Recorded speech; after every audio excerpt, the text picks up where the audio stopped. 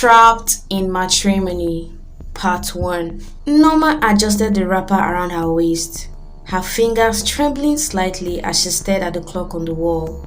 It was 6:45 p.m. and the rich aroma of a goosey soup filled the kitchen. Outside, the sun was dipping low, painting the sky in shades of orange and purple.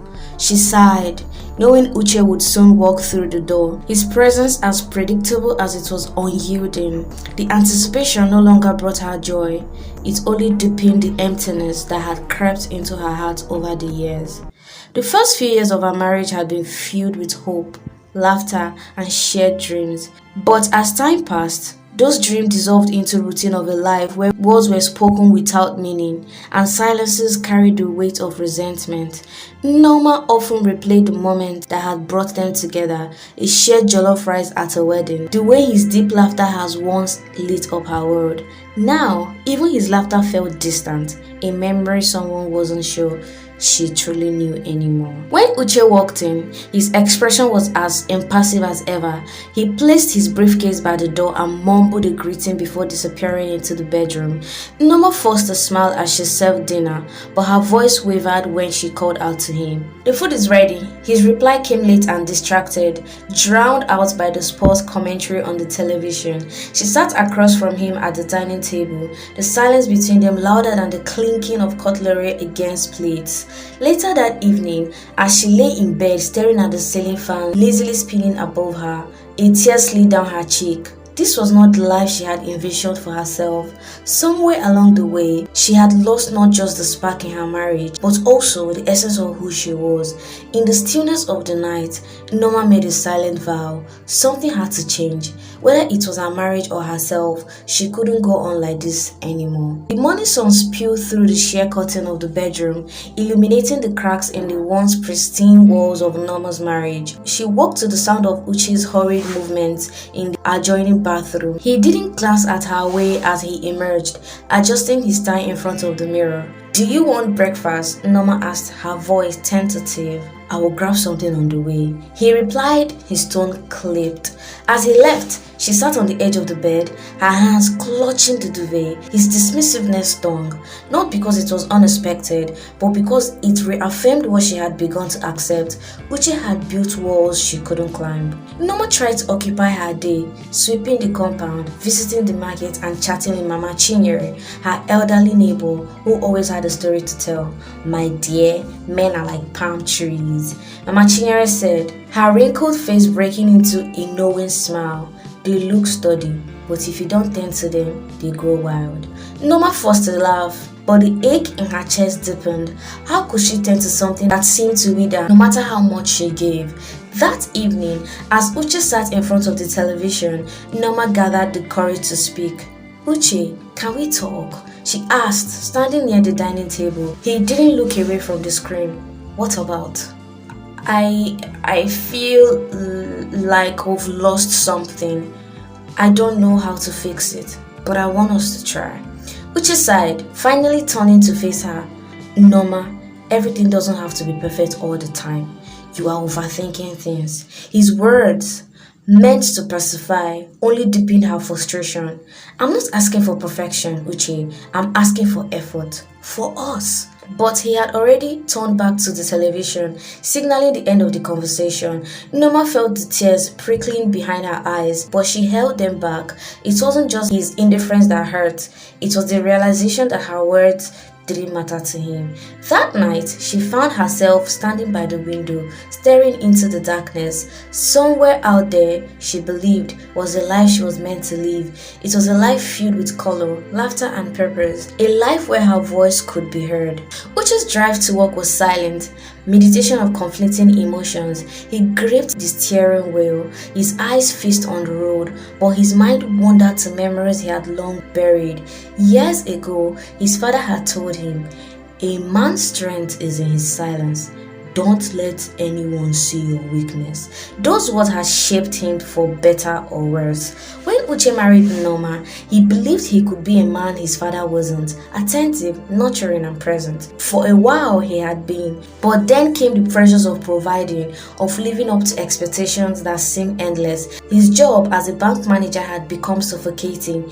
Each day filled with targets he could never meet and clients who looked down on him. It wasn't just work that drained him, it was the knowing feeling that no matter how much he achieved, it was never enough, not for his family, not for himself. At the office, he scrolled through his emails, his thoughts drifting to Nneoma's plea the night before. He knew she deserved more. Her laughter, once so vibrant, had dulled over the years, and he was painfully aware that he was the reason. But how could he give what he didn't have? How could he pour love into their marriage when he felt empty inside? That evening, Uche lingered in the car after pulling into the driveway, staring at the glow of the living room lights. He thought about stepping inside and telling Nneoma everything, the fears that kept him awake, the weight he carried on his shoulders, the void he didn't know how to fill. But vulnerability had never been his strong suit. Instead, he took a deep breath, steeled himself and walked inside, hoping the silence between them would suffice for one more night. Nneoma watched Uche as he ate dinner in silence, his eyes fixed on his plate. She had hoped that the lingering tension from their last conversation would prompt some reflection, but his demeanor remained closed, as if nothing had happened. She wanted to ask him what was on his mind, but the wall between them felt insurmountable. "Your mother called," she said, breaking the silence. Uche nodded without looking up. "What did she say?" She asked when we'd visit her in Aba. "It's been over a year." He grunted in response, a non-committable sound that left her feeling as though she was speaking into a void. She wanted to scream, to demand that he see her, but instead, she quietly finished her meal and began clearing the dishes. In his office the next day, Uche sat staring at the photo of his late father. The image, taken years ago at a family gathering, showed a younger Uche sitting stiffly beside the older man. His father's imposing figure loomed large in the frame, his face stern, his hands resting firmly on Uche's shoulder. "You have to be strong, my son," his father had often said, usually after a scolding. "Weakness is not for men." Uche had spent his life trying to embody the strength, but lately it felt like a mask that was cracking. The truth was, he hated his job. He hated the long hours, the condescending tone of his boss, and the constant fear of failure. He had taken the job with hope of building a secure future for himself and Nneoma, but the weight of that responsibility had become unbearable. He felt trapped, just as he imagined his father had, though the elder man had never admitted it. When he returned home that evening, Nneoma greeted him with a smile that didn't reach her eyes. He wanted to tell her everything, to let her know that his distance wasn't because he didn't care, but because he didn't know how to fix what was broken. Instead, he muttered a half-hearted greeting and headed to the bedroom, leaving her standing in the doorway with a plate of food. Nneoma sat at the edge of the bed, her hands clasped tightly in her lap. She looked around the room that once felt like a sanctuary, now a cold and uninviting space. The walls bore the same paint from when they moved in, but the memories that clung to them felt faded. She thought about the early days of her marriage, how Uche had made her laugh until tears rolled down her cheeks, how he'd twirl her around the tiny living room after work. Even when there was no music, those moments had felt like a promise that they could weather anything together. But now she felt like a stranger in her own home, invincible to the man who once couldn't take his eyes off her. Her friends often remarked on how lucky she was. "Uche is a good man," they'd say. "He doesn't drink, he doesn't beat you, and provides for the family. What more do you want?" But Nneoma wanted more, so much more. She wanted to feel alive again, to wake up each morning with a sense of purpose and joy. She wanted her heart to race when Uche walked through the door, not to sink with the weight of unspoken tension. The next morning, Norma decided to visit her childhood home, hoping that the familiar sights and smells would bring her clarity. As she walked through the bustling streets of the village, she felt a pang of nostalgia. The air was thick with the aroma of roasted corn and suya, and the sound of children laughing echoed through the narrow lanes. For a moment, she felt a glimmer of happiness, a reminder of who she was before marriage had dulled her spirit. She spent the afternoon with her mother. She sat peeling yam in the courtyard. "Norma," her mother said, her voice gentle yet probing, "you have been quiet. What troubles you?" Norma hesitated, unsure of how to reveal. "It's Uche," she finally said. "I don't know how we got there, Mama. It feels like we're strangers." Her mother nodded, her hands pausing mid-pew. "Marriage is not always sweet, my daughter. It's not always bitter either. You must decide if the sweetness is worth fighting for." Her mother's words lingered in her mind as she walked back to the bus station that evening. Was the sweetness of their love worth fighting for, or was it time to let go? Norma spent the next few days reflecting on her mother's words. Each night, she stared at the ceiling, wondering if she had the strength to keep fighting for something that seemed so one-sided. The mornings were no better. She would wake to the sound of Uche's alarm, his routine a sharp contrast to her uncertainty. One day, as she wandered through the market, she stumbled upon an old friend, Adora. They had been inseparable during their university days, but life had taken them in different directions. Adora's smile was as radiant as ever, her laughter infectious as she hugged Norma tightly. "Is this you, Norma?" Adora exclaimed. "Ah, I've missed you. Look at you, still as beautiful as ever." Norma forced a smile, feeling a pang of jealousy at Adora's likeness. They found a quiet spot to catch up, and as Adora spoke about her thriving career as a fashion designer, Norma couldn't help but feel a deep sense of inadequacy. Somewhere along the way, she had lost sight of her own dreams, sacrificing them at the altar of marriage that now felt like a prison. "Enough about me, Adora," tilting her head. "What about you? How is life?" Norma hesitated, unsure of how to condense the complexities of her reality into a simple answer. "It's fine," she finally said, her voice barely convincing even to herself. Adora reached out and placed a hand at Norma's. "You don't have to pretend with me, you know. If you ever need someone to talk to, I'm here." That night, Norma opened a box she hadn't touched in years. Inside were sketches she had drawn back when she dreamed of becoming an artist. She ran her fingers over the faded pencil lines, her heart aching with a mix of longing and regret. She had given up so much for a life that no longer felt like hers, and the realization hit her like a tidal wave. She needed to find herself again, even if it meant doing so alone. The next morning, Norma woke with a clarity she hadn't felt in years. She decided to call Adora and accept her invitation to visit her studio. When she arrived, the vibrant fabrics and bold designs immediately reignited something within her. "Do you still sketch?" Adora asked as she handed Norma a cup of steaming tea. Norma shook her head, her eyes scanning the colorful chaos of the studio. "I haven't in years." "Why not?" Adora asked gently. "You always had such a gift."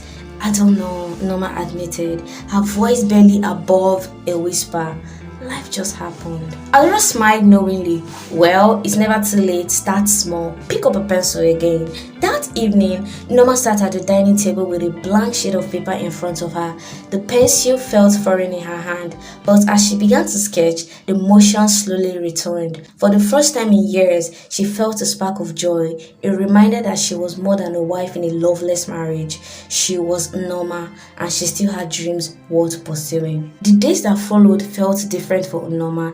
It was as though she had awoken from a deep slumber, her senses alive with possibility. Every morning, as she sat at the kitchen table sipping her tea, she felt a flicker of hope that hadn't existed in years. Her sketches became a refuge, a way to express the emotions she had long buried. She poured herself into them, abstract shapes and swirling lines, each stroke a reflection of her inner turmoil, her desires and her dreams. One afternoon, as she was shopping for fabrics to add to her growing collection, she bumped into her old friend's university professor, Professor Carlo. He was a quiet, thoughtful man who had always encouraged her artistic endeavors.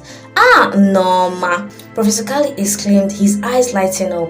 "I haven't seen you in years. You're still creating, I hope." Norma blushed, unsure of how to explain how much she had abandoned her art. I have just started again, she said, her voice filled with uncertainty. Good, he said, his gaze piercing. You have a gift. Don't let it go to waste. His words lingered in Norma's mind long after she left the market. She had heard similar encouragement before, but today they felt different. For the first time, she realized how much she had sacrificed, her passion, her creativity, her individuality, in the pursuit of a marriage that had long since lost its spark. That evening after dinner, she picked up the phone and called Adora. I want to start again, Norma said, her voice trembling in a mix of excitement and fear.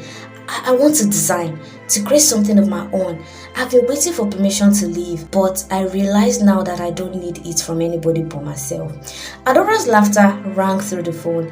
That's the spirit! Let's make it happen, Norma. For the first time in years, Norma felt the weight of the world lift from her shoulders. She had taken the first step towards reclaiming her life, and it felt like freedom. Later that night, after Uche had gone to bed, Norma sat by the window, her eyes gazing out at the quiet street. The night felt heavy, like it was holding its breath, waiting for something to change.